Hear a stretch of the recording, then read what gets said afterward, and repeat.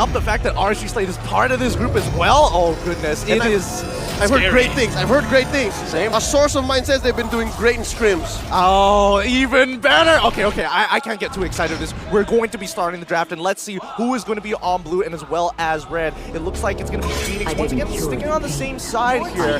Novaria, Valentina, Wanwan getting banned out. It looks there. No changes so far. Yeah, no changes so far.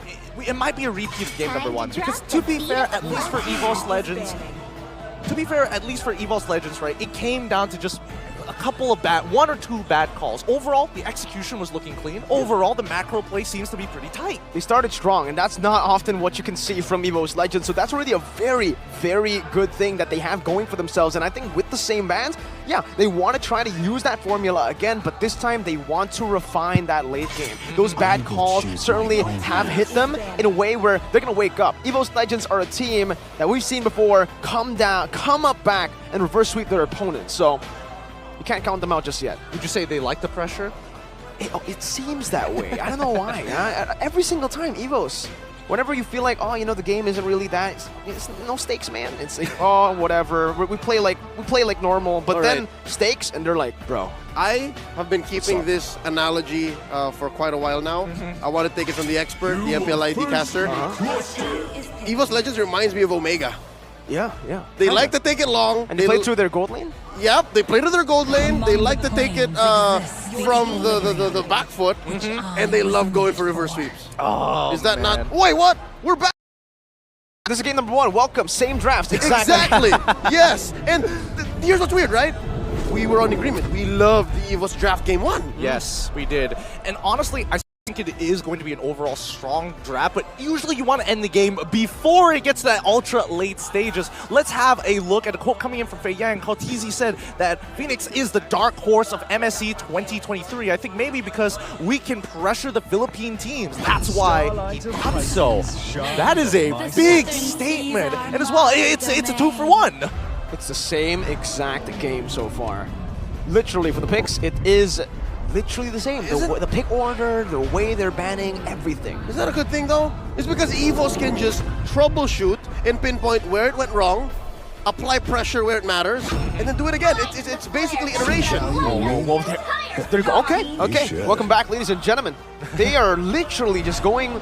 The thing is, Finex has time now. They understand what Evos Legends were doing to them early game. Exactly. And they understand that in the mid to late game, they actually can take control back. So if they play safer early, if they don't give as many kills over, resources over, Evos might be caught in a tough spot. All right, so this whole run it back, iterate and try again, do better, works the same way for Finex as well. That's what I was going to be running on, because I do feel like, especially for Finex, it's still, that early game is 50-50 between the two. Whoever gets the initiative essentially gets a free win during the mid game. But then when you get to that late game, it's going to, again, reach that climax once more. So that's the exact same story that we're going to see this time. It's great to see that Psychots is going to get Yutong once more, and maybe this time he's going to catch Benny. Make my day. Make my day. But here's the thing. Might we see a change in battle spells? Ooh, that's a good call. Yeah, no, that's the thing. Four, that's the thing, right? And even here, it's not guaranteed to be exactly the same. First phase, completely same. Oh, never mind, they actually... No, the Diggy... Was it Diggy? Yes, it was the last band. It was the last band. They banned Kaja first. Still in the same phase. Yeah, still the same phase. And that's the carry again. All right, no, they're not changing anything. They still want the Claude.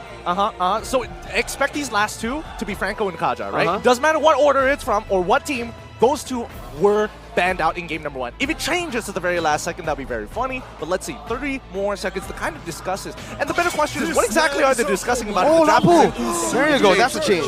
Oh, okay. So this is what they were discussing about. We're not time traveling anymore. This is the present. All right, does that mean that Finex is going to adjust as well? Kaja is going to be open, Franco is going to be open. Only one of these get to go through. Wait, something tells me they might have to adjust for Jex then. It was very difficult for the Edith. Yes, they won, but it was very difficult. They were lacking vision. I am the power. I hope he gets a Franco, unless, oh no! The Franco might just be picked up by Evos. What dreams? AKA Rahman, pick it up. It's a signature pick. Let's also not forget the fact that Lolita's Guardian's Bulwark can block the hook, right? So it's a coin toss now! It is a bit of a coin toss. There's both arguments are very valid here, you know, for either one of these picks. Oh, but I actually like the Franco more for Evos. It's more confirmed. It's easier. It's There's way not much easier. they're blocking. There's not much they're blocking with the Bulwark, too. Exactly. So it's either, do they want to get the Franco to make sure they can shut down this Yi, but they've already got the Kadita at the same time. So it's a bit of a toss-up unless they go one step further. They go one step further. We see the Claude once more by putting this Kadita into the roam position and getting another mid laner for themselves. I'd like to think that's not an option. I really like Hijime and the Kadita. I do, though. Right? I agree with you on that one. Yeah. So here, yeah, does Jex pick up the Franco? It looks like he should, right? The Franco certainly does work, right? I mean, again, we mentioned many times that in game number 1's draft, the Franco was a good answer to the Claude, the Yu Zhong, and even the Lancelot. 3 dive heroes, and heck, even the Kadita technically. But it was banned. But it was banned. Yeah, so they do it. I'm the priestess. Oh wait, the what? No, They love Edith! He no, loves they don't Edith! Wait, Oh, they paired it up with the Mincetar. This is so Oh my lord. smart. what if Mincetar roam and then Edith? No, you know what? Never mind. Don't. If it ain't broke, use it. Yeah. Definitely Jex thought- was able to get 100% KP on the Edith. See that coming Why? You blindsided me on that one. No, but I He totally subverted your agree. expectations. Again, that's the Whoa. theme of this entire series so far, right? But I think this Mincetar is such a genius pick. There's so many dashes on the side of Evos. Everyone. Everyone has a dash. Even if they do lock into Lolita, This they went still have a under the dash. radar for us. About a month ago, Mincetar was revamped.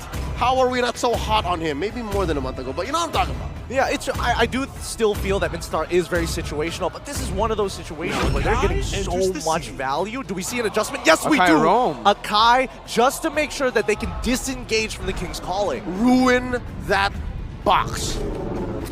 Solid choice. Smash it. Smash Cut it. right through. Spin through it. Spin to win, Heavily. ideally. Heavily. Oh boy, this is going to be, wow. There's so many interactions to keep in mind from both sides. So much counterplay, in a matter of fact. This is a very interesting game because I am still trying to think about how the dynamic's going to play, right? In these team fights, I believe, honestly, Beatrix is going to have a bit of a better time here. Even though, sure, they have an Akai, they can disengage, and that just gives Beatrix much more room to play in these team fights, using the Renner as well to poke them down before they can even do anything. Well, I will lose a little bit of dive potential from the side of Evos Legends, right? Yes. Again, the disengage is very heavily dependent. It's instant impact. It's not about setup anymore. It's about how much can we actually respond to the defense coming in from the Finex lineup. So Yep. it's all about when they use their abilities, not how, when. Yep, I'm not even questioning if Benny doesn't pick up a Purify. I expect them to go Flicker and still play the same way. They understand their box, and they're not afraid to use it. And Yep. how about here we go again, right? Like, yeah, the battle spells didn't change much. Benny is still rocking that Flicker. Still 4 flickers. They don't care about Purifies. Gotta play for the greed. Gotta play for the greed. This is how we do in Myanmar. We just flicker in, bro. We just flicker in and gotta show them what we're made of. Let's get right into Ah, it. see? There you go. This is the Evos I know. Yeah, wait, I don't know. I don't see Dreams on the bottom side of the map. He's just chilling. He's just chilling for now. Brands, he's gonna have that. Wait, they also get Hijime here. Finex What? actually made the move to the top side. Huh. Wait, it seems like...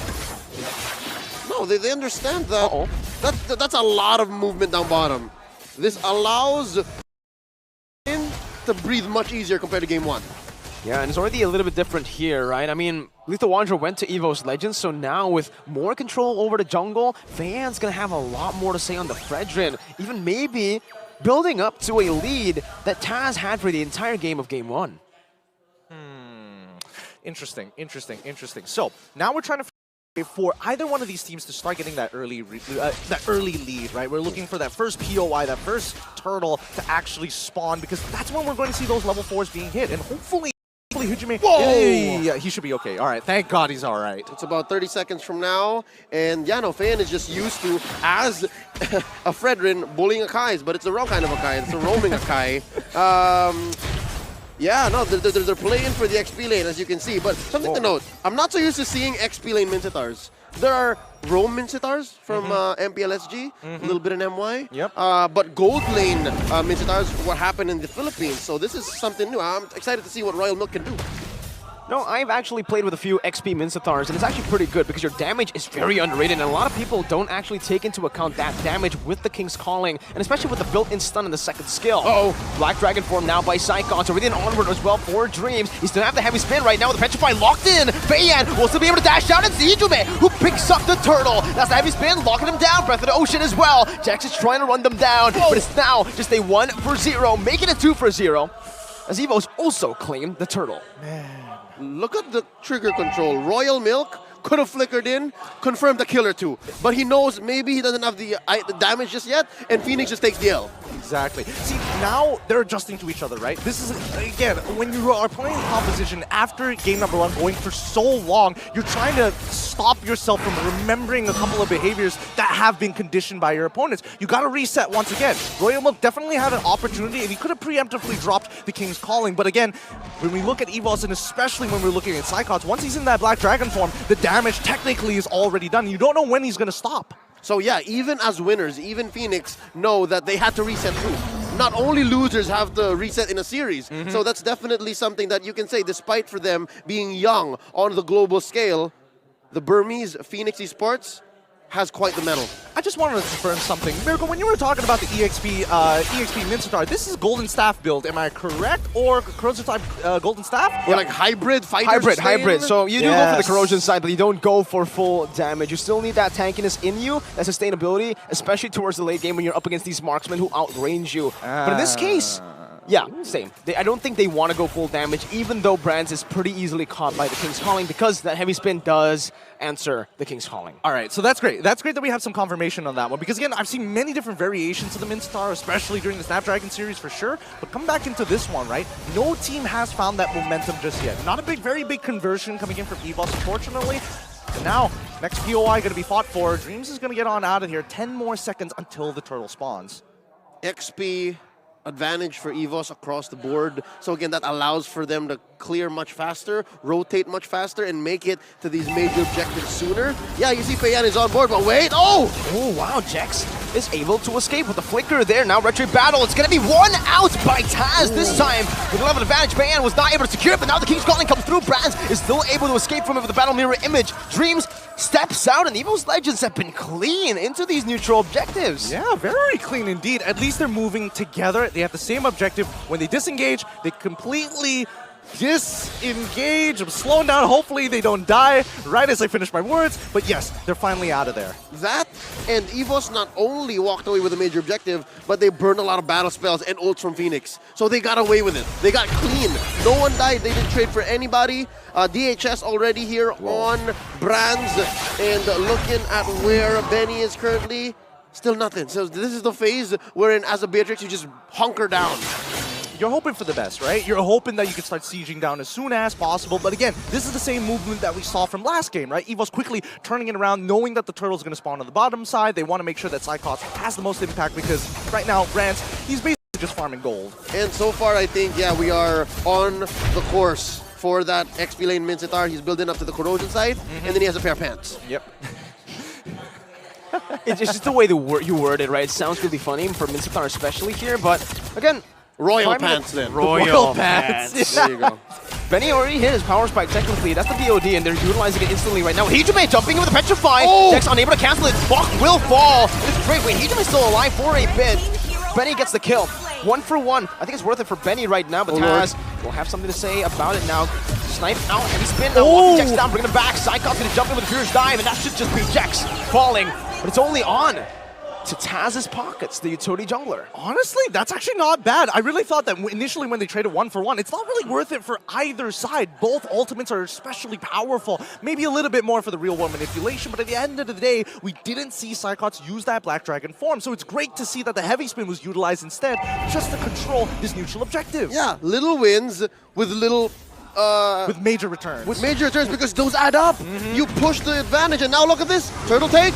Black Dragon form, as usual. Psychon's the enabler now, making the plays happen as the King's Calling locks them down, but Taz is still able to secure it with Phantom Execution from the back, getting into the turtle pit. Psychons is able to escape with the Furious Dive, just acting as the distraction right now. Feiyan still wants to go through. Appraiser's Wrath locking the Panda down.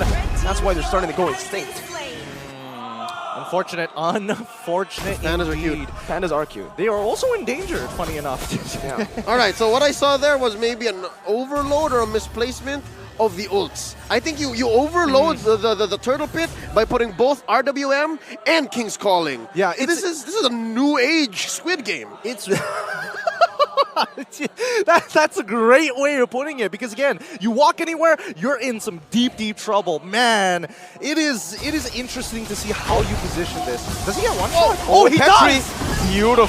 Beautiful combo there. Just like the lay as well, and that Petrify waiting for the right moment to get it with the rough waves, and now they have complete control in the bottom lane. We'll be able to take this tier 1 for free. If Fayan walks up, wait, okay, the response from the top side doesn't get as much value as we were hoping to see here, but at the end of the day, it is Brance. He is playing on this Claude, so he shouldn't get punished, especially if he has his BMI up. We have yet to see Royal Milk's Mincetar pay off, and again, there was a little blurb there. Last time he was picked on a global, in an international tournament, held by Muton. Yes, was M2. You were there. Yeah, it was not that great. I'm not gonna lie. He was on the way out. He was on the way out. He wasn't a very good hero at that point of time, but the idea is definitely there. Everybody, when you think of Mincetar, you think of the King's Calling and nothing else. He was literally just there to babysit Harith. Yeah. Harith was running roughshod. He was unsupervised. He needed a babysitter. Mincetar. He needed to put a tax on it. Oh.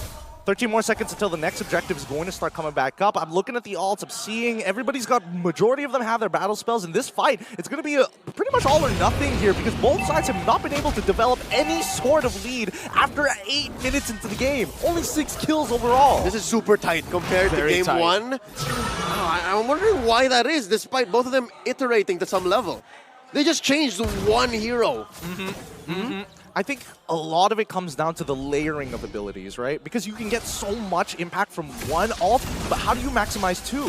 He's man, nice. Oh, that's a double Petrify, but Royal Milk is still able to escape right now. Benny able to flicker out a heavy spin as well. That's a 2-man Earth Shatter to the back. Cyclops will fall. He brings Rat dodged away, but Benny will snipe Taz down from downtown. Fan doesn't have the retribution though, so it is still possible for Evos Legends to look for a cheeky little steal. Brand's clearing out that mid wave, trying to make this happen for the team. That's the onward, locking them down. Brand's gonna be able to use the Blazing Wind as he pops into Purify to lock them down. But now they don't have enough damage. Royal Milk finds Brand, stuns him up. Benny takes him out, and Finex don't need the retribution. And finally, we see Finex getting a conversion here. They cracked open Lord, and now everything is theirs. That purple buff absolutely gone. Going over to Feiyan, and the rest of the team will start to sweep over. How? Cries in Bahasa. That was amazing. 4 Evos Legends started out great with Hijume trying to catch them, but Royal Milk flickered on out. And yeah, look, even Dreams found that amazing pull. A hold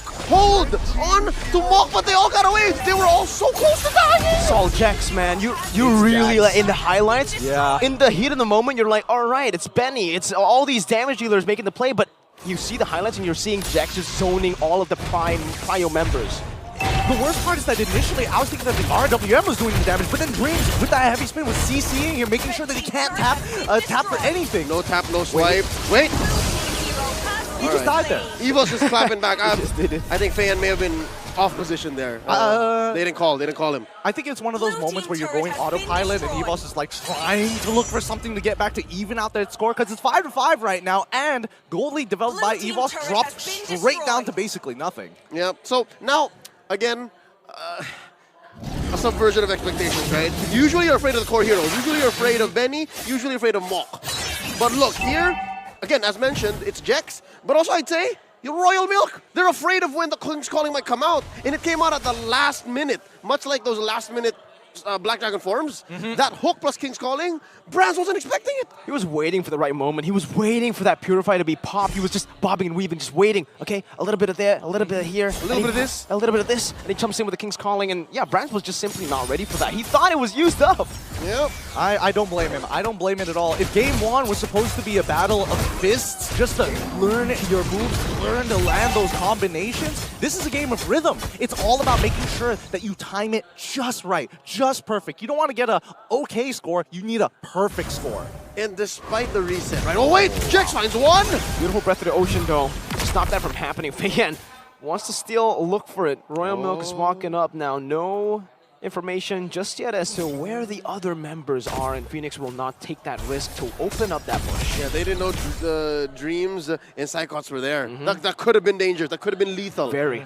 Very good call. At least 2 for none. Yeah, at least, you know, both sides are disciplined. They understand that even if they do get a fight, what are they really going to get out of it? The objective hasn't even spawned. Pretty much, even if they do, maybe just a mid-tier one, and even then, that doesn't really change the state of the game. Oh, man, looking at this now in hindsight, about 12 minutes, 30 seconds in, despite it being relatively different, numbers-wise from game 1, the dynamics both teams have brought in, again, given the fact that they've only changed 1 hero each, are very similar. Evos is so all in. Like, they will find you, hit the full combo with the burst and the petrify, and then go from there. And then Brands will maybe late initiation, just blazing the wet around. Sure. Finex has an amazing box and also amazing potential for re-engage. That's what's scary. So you really can't count out either approach. It's, man, they need to, I think, especially for Evos, right, their engagements have been a little linear. It's to be expected, right? It's the same person every single time. We haven't seen them change it up to kind of throw Finex off balance to make maybe a unnecessary call. Wait, he's getting a pretty good push now, bot side. Very good push. No one's recalling now. Oh, this is, oh. Gonna force it?